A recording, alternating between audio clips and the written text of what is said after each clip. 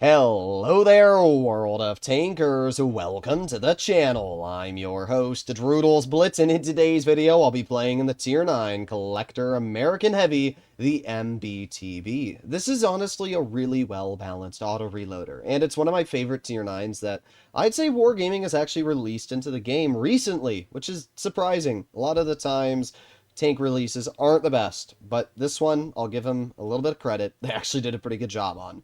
The only problem is that to get your hands on this vehicle right now will cost you 65,000 gold to get it guaranteed. Now, sure, you can spend money on crates if you really want to test your luck and be like, ooga booga, I'm going to get it for 2,500 gold. Let's be honest, guys, that's what you're going to get for 2,500 gold. If you want to get this vehicle guaranteed, you're going to have to open around 30 crates to get those 30 charms. That's just how the math works out. Is this vehicle worth 65,000 gold? No, because I don't really think any tank, apart from maybe the AE Phase 1, is worth 65,000 gold. So for most players watching today's video, I would recommend to wait for Wargaming to release this vehicle at a later date for a cheaper price tag.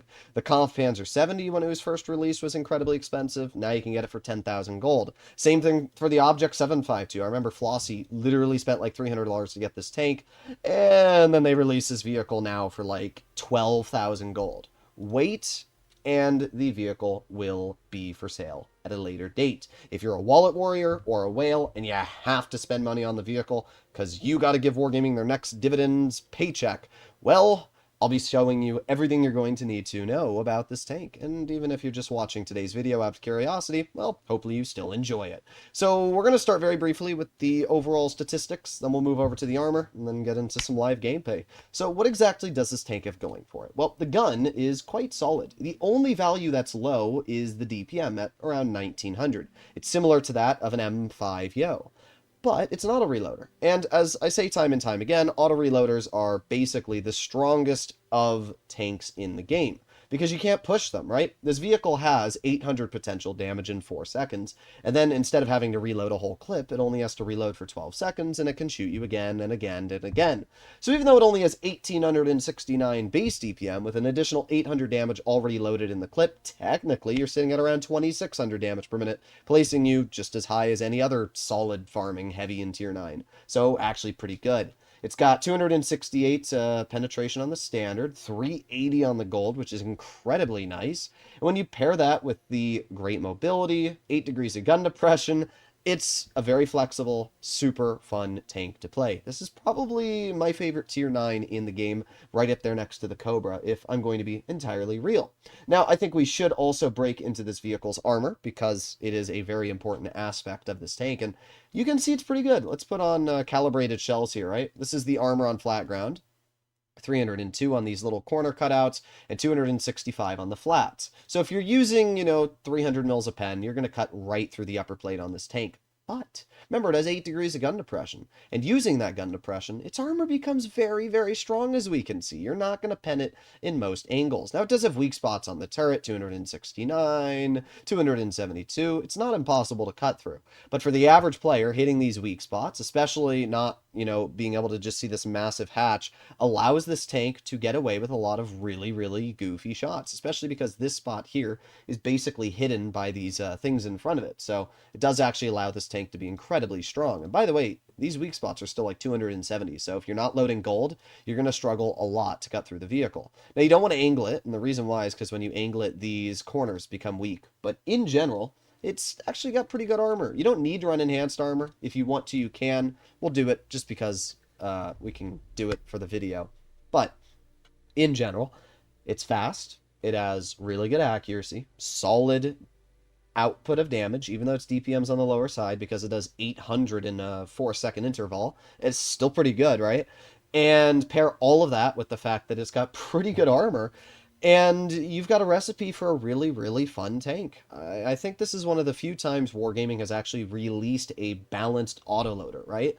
A lot of people will probably complain that this tank doesn't have really good DPM or even average DPM, but at the end of the day, you can't give autoloaders the same DPM as single shots, because then what's the point of driving the single shot, right? I've talked about this so many times on the channel before, but in general, this tank's able to deal 800 damage. And if you're not able to punish the tank in return, then it's basically just getting a free 800 damage. And it's why the Object 752 is so overpowered in Tier 9, right? This tank is not overpowered, but it still has moments where it can be incredibly strong, and I do very well in it. So here we are on Rockfield. And up against us, we have a Destiny, ST1, WZ-120, and then a few Tier 8s, BZ-166, Chieftain T-95. All right, not too bad. I got some hiccups. But we're going to head over towards the medium flank. It's weird that, like, that's the heavy flank, but nobody ever really goes to the heavy flank on Rockfield. In general, you want to make your way towards this side of the map. You know, in a Tier 8 game, I don't really mind hugging this corner here. In Tier 10, I've started moving more wide, and it's just because it's a bit safer. You don't need to worry about tank destroyers or anything like that, but in Tier 8, it's not really a big deal. You know, you've got enough health, and they only have one tank destroyer, which really doesn't even scare me to be entirely real. There you go, nice 381 damage shell into the Indian Panzer. Just like that, we've already done a pretty solid starting chunk. Alright, well, we got the WZ-120, we got the Indian over here. Oh, well, look at that. We got a bounce from the enemy Borsig. And this is where that double shot mechanic feels great, right? Because that player just lost 900 health from me. We're up to now 1,200 damage. A single shot could not have done that, unless you're saying like a T-30, but obviously the T-30 is an incredibly overpowered tank right now. This is just a normal heavy, and with this normal heavy, we're doing fine so far. We're going to reload again, and probably just going to move up here. I'd love to be able to get a shell out, but right now, nobody on their team's giving me that opportunity. So, okay, gotta love my RNG sometimes. As I said, the gun's fine. That's just called bad luck. Well, we got the BZ-166 over here.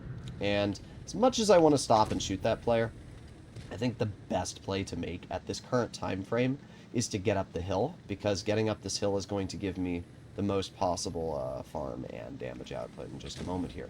So we're going to get to the rear of this Destiny. Oh, he moves up at the last second there, but we do have the Chieftain, which we get a nice 413 damage shell into.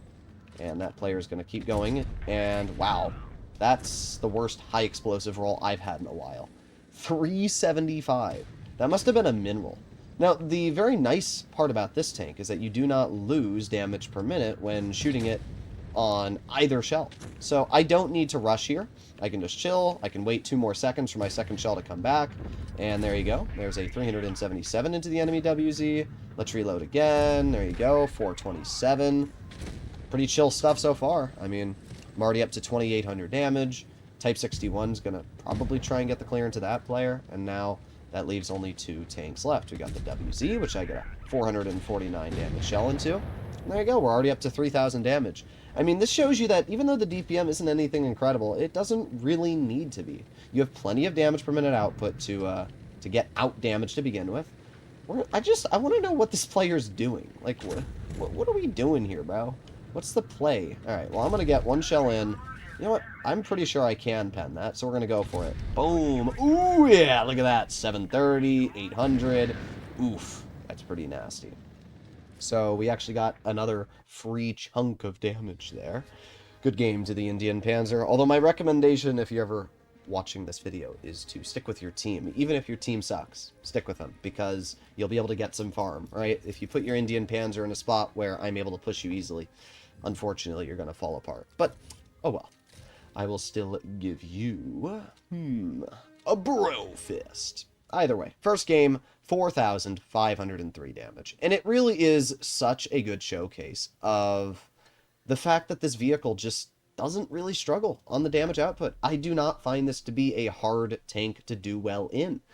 And we did not struggle for DPM in that battle. We did not have one moment where I was like, oh no, I'm not going to deal damage, right? So that's something you have to keep in mind. And you also have to think of how much damage you average in a battle, right? Most players realistically, especially in Tier 9, are probably averaging around 2,000, maybe 1,500. So if you're averaging in that area, 1,900 damage per minute means that you're already just in 1 minute having enough DPM to average how much you normally do in the tier. My recommendation, as I always say, is if you're struggling in a tank, focus on maybe what you're doing wrong in it, right? This tank, if you're finding the DPM to be a reason you're dying, if you're constantly running out of, breath because you have no shells and you're getting rushed, look at where you're positioning it, right? If you see that you have no support from your team, well, that's why. I'm never going to... It's the same thing for the Kron. For many years I've said the Kron is an incredibly overpowered tank. Time and time again, you'll see people that disagree, and they say, nah, the Kron's, it's easily pushable, it doesn't have good DPM once you shoot your shells. And I'm like, okay, but if I have 2 tank destroyers behind me, and I have teammates supporting me, even if they're not good, they're still supporting me. And it means that the enemy's not just going to drive out in front of 4 tanks next to me and kill themselves.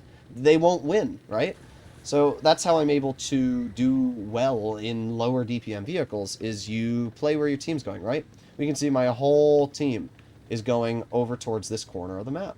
So I'm going to play this game smart. I'm also going to move over towards this side. So if anybody tries to rush me here, I have all these vehicles on my flank. So I don't have to worry at all. And then we can sit in this spot, use our 8 degrees of gun depression, and then ideally spot and bleed anything that tries to cross. And there you go. We got a K2 in the crossings. Let's aim it on that player. Soviet side armor. The most balanced. But we still get a nice shell. The Waffenträger shoots at me, but as we can see, the pretty good turret armor on this vehicle shrugs off that shell with very, very few problems. Alright, well, we're just going to chill here. We're going to reload. There's no reason to over-aggress or do anything when my entire team is camping behind me. So we're just going to wait for our second shot, and we'll poke this position. I have a feeling that the Waffenträger is off on the flank over there. Let's see, is that Skoda gonna try and leave? Indeed, that Skoda is. There you go. Nice 398. Pretty good stuff. That gives us another 400 damage. And once again, we just chill. And this is why being an auto-reloader is so nice, because I'm not relying, once again, on the DPM to do well in this game. I'm simply just chilling here, simply waiting for the enemy to make mistakes. We got the Char, and I don't really care about the Char. I might be able to get a shell into this ST. There you go. I love ISUs, right, guys? Look at that. It goes right through my turret. Unfortunately, because our team is playing so passive this game, it's going to be hard to deal, too much damage because they're all just kind of sitting in spawn here. So it'd be great if our team moved a little bit. We'll have to see if that actually ends up happening. We have the MBT-B. Let's aim it on his tank. There you go. 404. And let's get that second shell out if we can. Boom. There you go. And that's 800 damage. And by the way, the tank reverses at 18, as I mentioned before, which means that you don't actually have to worry too much about being, caught in the open as long as you're decent in your positioning. So, is that Skoda going to run? Well, the CS is a one-shot, and there's not really anybody else over there, so I'm going to ignore that for now. I've put myself in a position where the ISU can no longer hit me. Unfortunately, my teammate's going to die. Yeah, this is not a very good team. This is the definition of a bad team, let's be honest. We got the Yo. Who, is he going to get rushed? Indeed he is. And we get a nice shell into the Char. Char's going to back up. Is the Yo going to get the clear? No, but I will. There you go. As I said, these teammates we have are pretty brain rot, but we're doing our best. Our Waffenträger gets the shot. Okay, those players are cleared. Once again, we wait for our first shell. There you go. And because we're already reloading our second shell, I might as well wait for this one. And then we'll be pretty good in our DPM. There we have the enemy Waffenträger. Unfortunate. But the funny part is this player doesn't realize I have a 2-shot. So there you go. Easy shell. That player's not running Spall Liner either, so I can use that information in the future to my advantage. We're up to 3,000 damage now. Still 3 minutes left in the game. Well, what is going on here? Now, I'm actually not going to poke until I have my second shell, for a couple of reasons. First of all, I'm not going to bleed any health, and not for no reason, right? Is the Waffenträger going to poke? Let's see. Maybe not. Oh, is he going to... I don't know what his plan is, really. But I'm just going to wait here. Eventually, this player will most likely poke, right? That's just common sense. The ST1 gets bled a bit. But I'm assuming that at some point, this Waffenträger will end up poking. There you go. There's the WT. Nice 470 damage. And we aim it again. Boom. 555. So that's over 1,000 damage we just took off of that player. Patience is key. And again, name a single shot that can deal that level of damage in such an easy, short amount of time, right? You can't. Now, again, I could shoot the Waffenträger there. Would not be a hard shot to hit. But right now, I think the best play to make is to actually ignore that to use my speed boost and drive over the hill and then aim it on the K2, which we can get an easy 350 damage shell into, and that player's cleared. We still have another shot in our gun, so I'm simply going to wait for the second shell to come back, and then we can possibly get some damage into the ST1. Alright, let's see what we can do to this goober. Bonk, there we go. Pretty awful roll, but doesn't really matter too much because we can just, well, honestly, I'm just going to back up. I'm going to bait him around this corner, and then we can ideally get another shell out into his tonkler. Hello, good sir. There you go, 356. Show me that little corner cutout. Boom, 379. Now we're up to 5,400 damage in this game, and the Progetto is going to take him out. I mean, it's just, this tank is very easy to do well. And this battle here was definitely a much better showcase of the DPM, right? This game lasted a while. This is a almost 6-minute time frame now. But you can see how I put myself in a spot where the enemy couldn't rush me. I had teammates around me. And even though my team and the enemy team were both pretty freaking bad, I was still able to use their tanks as HP and win the game, right? Did RGO fire an HE shell there? I really have no clue, but I don't know how we managed to get that kill, I'll be honest. I really did not think we were going to be the player to get that one. But let's take a look at the post-game results here. 5,500 damage. I don't know if we aced it. This was a pretty easy game, but yeah, we actually did end up acing it, earning 193,000 credits, and very easily doing top on the team. So, at the end of the day, if you want to do well, this is a tank that will benefit you, right? I have 7 games in the tank, 4,200 average, and on my main account, I've got around 50 games, and I'm still averaging around 3,400. This is a great tank. It's not at all limited by its DPM. As long as you know how to use it properly, you can do great in it. So, do I think it's worth the money? As I said, no, I don't. I really don't recommend to waste your gold unless it comes out in the future. But I do think that it is a very good tank, so keep an eye out for it on the battlefield. And, yeah, if any of you get it and you're lucky, let me know. Either way, hopefully you enjoyed today's video. See you in the next one. Bye-bye.